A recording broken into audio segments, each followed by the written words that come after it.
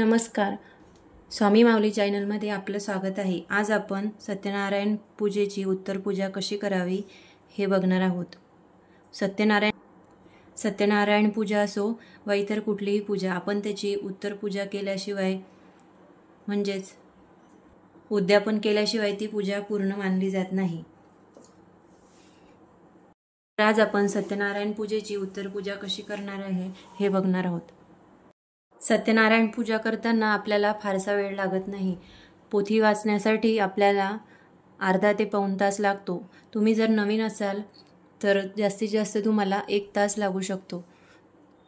पण तसं अगदी 30 ते 35 मिनिटच हा ग्रंथ वाचण्यासाठी तसेच पूजा विधी करण्यासाठी आपल्याला लागत असतो.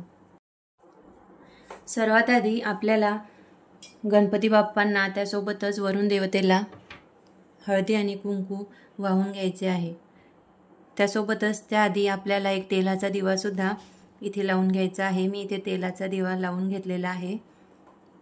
त्यानंतर वरुण देवतेची त्याच प्रकारे हळदी आणि कुंकवाने पूजा करायची आहे. त्यानंतर कुलदेवीला सुद्धा हळदी कुंकू अक्षदा वाहून घ्यायच्या आहेत. त्यानंतर भगवान विष्णूंना सुद्धा अष्टगंध लावून घ्यायचा आहे. आणि कुठलीही पूजा करत असताना आपण ज्या प्रकारे अक्षदा हातामध्ये घेऊन उत्तर पूजा करत असतो त्याच प्रकारे आपल्याला ही पूजा करायची आहे.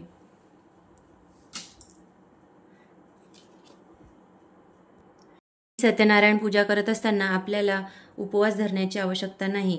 जर तुमची इच्छा असेल उपवास करायची तर आपण उपवास करू शकतो. जर तुम्ही प्रत्येक महिन्याला पौर्णिमेला अशी सत्यनारायणाची पूजा मांडणी करत असाल तर आपल्याला उपवास नाही धरला तरी चालेल. आपण सकाळी जसा नाश्ता जेवण करतो त्याच प्रकारे आपल्याला त्या दिवशी करायचे आहे. आपल्या इच्छेनुसार आपण या दिवशी व्रत करू शकतो. आता इथे मी पूजेवरती अक्षदा टाकून घेणार आहे.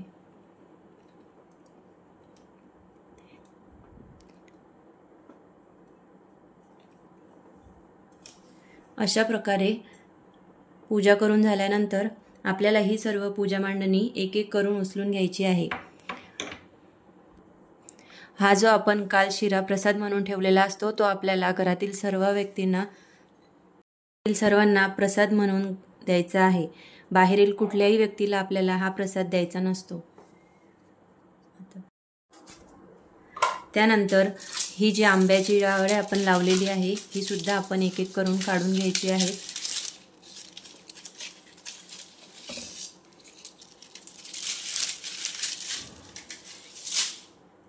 सर्वात आधी आपण बाळकृष्णांची मूर्ती उचलून घेणार आहोत आणि त्यानंतर आपल्याला कळस हलवून घ्यायचा आहे.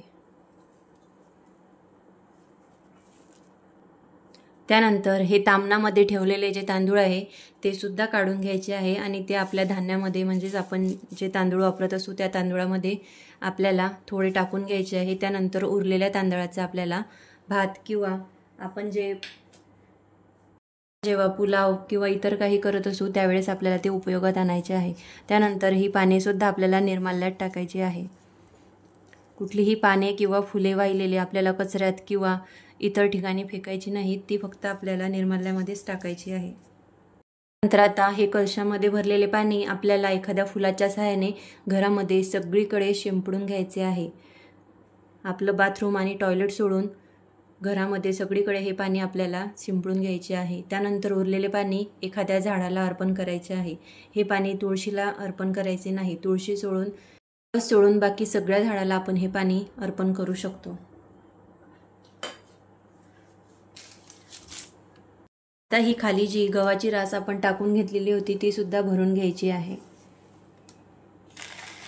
ते मी अशीच एका पिशवीमध्ये भरून ठेवत असते जेणेकरून त्याच्यामधील गहू पायाखाली किंवा इतर ठिकाणी पडणार नाही. आपण जर संकल्पयुक्त सत्यनारायण पूजा करत असू तर एखाद्या वेळेस जर आपल्याला अडचण आली किंवा आपल्याला जमत नसेल पूजा मांडणी करायला तर त्यावेळेस आपण घरातील इतर व्यक्तींना सुद्धा पूजा मांडणी त्यासोबतच पूजा ग्रंथ जर आपण संकल्पयुक्त पूजा करत असू तर तो दिवस ती पूजा सुद्धा आपण त्याच्यामध्ये गृहीत धरू शकतो. त्याच प्रकारे एखाद्या वेळेस जर आपण गावाला गेलेलो असू किंवा घरात कोणी एखादा व्यक्ती असेल तर त्यावेळेस आपण त्यांना ती पूजा करायला तसंच आपल्याला जर सुतक पडलेलं असेल तर त्यावेळेस सुद्धा आपण ही पूजा दुसरी कोणाकडून करून घेऊ शकतो. घरातील व्यक्तीकडूनच आपल्याला ही पूजा करून घ्यायची आहे. त्याऐवजी जर आपल्या घरात कोणीच पूजा करायला नसेल तर त्यावेळेस आपण ही पूजा स्टॉप करू शकतो आणि परत दुसऱ्या महिन्यापासून या पूजेला सुरुवात करू शकतो. तर अशा प्रकारे एका पिशवीमध्ये हे गहू मी भरून ठेवलेले आहे. पुढच्या पौर्णिमेला हेच गहू परत अशाच प्रकारे उपयोगात आणणार आहे. त्यानंतर गहू जर खराब होत असतील तर ते आपण आपल्या धान्यामध्ये आधीच टाकून घ्यायचे आहे, जेणेकरून खराब होणार नाही आणि परत नव्याने दुसरे गहू आपल्याला पूजेसाठी वापरायचे आहे. तर गणपती बाप्पाचे प्रतीक म्हणून जी सुपारी इथे घेतली होती तिला सुद्धा आपण परत आता ठेवून देणार आहोत. तर त्याआधी परत एकदा या सुपारीला स्नान घालून घेणार आहे आणि त्यानंतर तिला स्वच्छ पुसून ठेवून देणार आहे.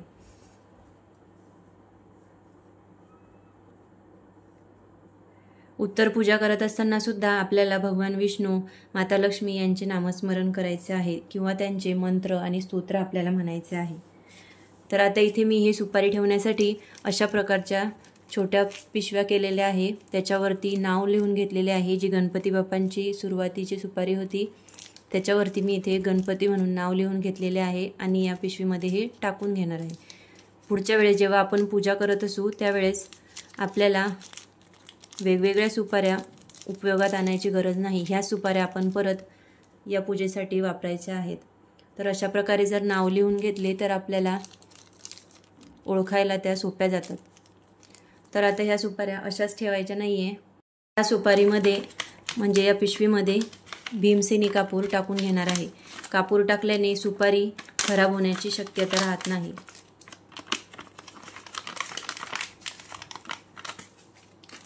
अगदी चिमूटभर म्हणजे थोडाच कापूर आपल्याला याच्यामध्ये टाकून घ्यायचा आहे. त्यानंतर हे पॅक करून अशीच महिनाभर ठेवून द्यायची आहे आणि पुढच्या वेळेस जेव्हा आपण पूजा करू त्यावेळेस ती उपयोगात आणणार आहे.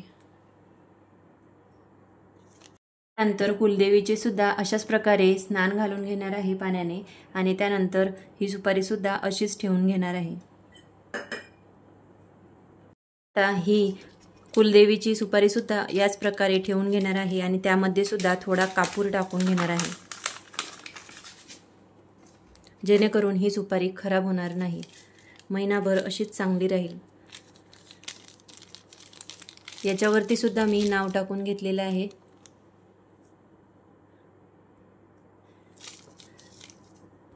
तर उत्तर पूजा ही आपल्याला म्हणजे आपण आज पौर्णिमा आहे, आज सत्यनारायण केला तर दुसऱ्या दिवशी करायची असते. तर दुसऱ्या दिवशी सकाळी लवकर उठून आपण स्नान वगैरे आटपून झाल्यानंतर लगेच उत्तर पूजा करायला घ्यायची आहे. घरातील इतर कामे आवरून स्वयंपाक वगैरे करून उत्तर पूजा करायची नाही. सर्वात सुरुवातीला उत्तर पूजा आपल्याला करून घ्यायची आहे, त्यानंतरच इतर कामे आपण करायची आहे. तर या प्रकारे वरुण देवतेची सुपारी सुद्धा अशाच प्रकारे स्वच्छ स्नान घालून पुसून घेतलेली आहे आणि त्यानंतर ही सुद्धा याच्यामध्ये टाकून घेणार आहे. यामध्ये सुद्धा थोडा कापूर टाकून घेणार आहे.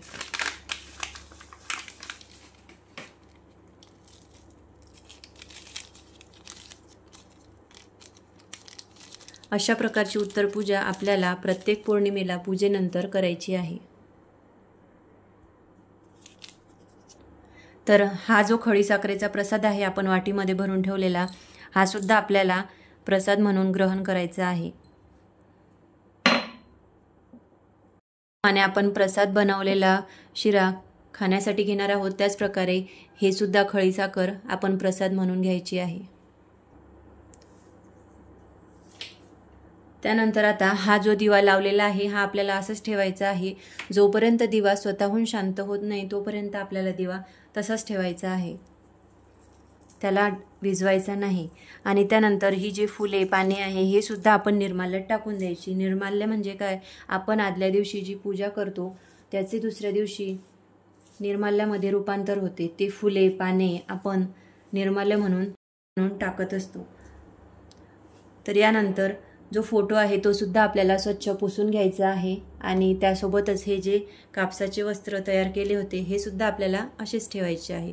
पुढच्या महिन्यात जेव्हा आपण परत पूजा मांडणी करू त्यावेळेस आपल्याला हे उपयोगात येतात, परत नव्याने करायची गरज भासत नाही। त्यानंतर सत्यनारायणाचा जो फोटो आहे तो सुद्धा आता स्वच्छ कापडाने आपल्याला पुसून घ्यायचा आहे। फोटो किंवा इतर कुठल्याही मूर्ती आपल्याला देवघरातील पुसायच्या असतील तर त्यासाठी आपण बाहेरील गॅस ओटा किंवा इतर कापड आपल्याला पुसायला घ्यायचे नाही। देवघरामध्ये जे आपण कपडे वापरतो तेच आपल्याला पुसण्यासाठी घ्यायचे आहेत।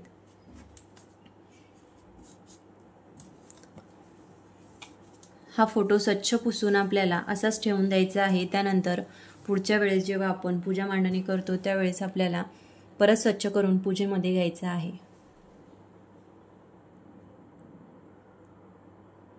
त्यानंतर हे जे स्वास्तिक काढून घेतलेले आहे याच्यावरती आपल्याला हळदी आणि कुंकू परत एकदा वाहून घ्यायचे आहे। हे डायरेक्ट तसेच पाण्याने किंवा कापडाने पुसून घ्यायचे नाही आणि हे संध्याकाळपर्यंत तसेच आपल्याला ठेवायचे आहे किंवा दुसऱ्या दिवशी सकाळी आपल्याला ही जागा स्वच्छ करून घ्यायची आहे। आपण जिथे पूजा मांडणी केलेली आहे ती जागा आपल्याला तशीच ठेवायची नाही, त्या जागेवरती हळदी आणि कुंकू टाकून घ्यायचं आहे। त्यानंतर ही जी रांगोळी ठेवलेली होती ही सुद्धा काढून घेणार आहे। ही घरीच बनवलेली होममेड अशी रांगोळी आहे। तुम्हाला जर याच्याबद्दलचा व्हिडिओ बघायचा असेल तर चॅनलवरती जाऊन नक्की बघा।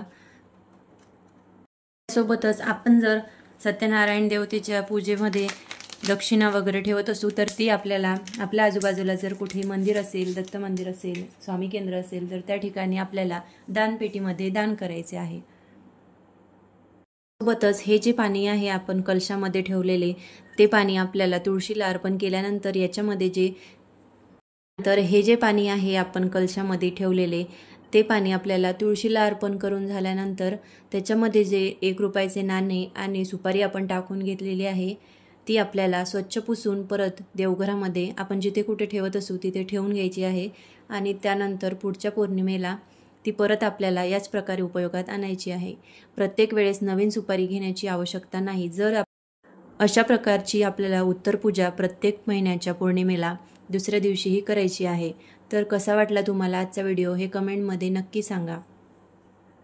मला जर व्हिडिओ आवडला असेल तर चॅनलला लाईक, शेअर आणि सबस्क्राईब नक्की करा। श्री स्वामी समर्थ।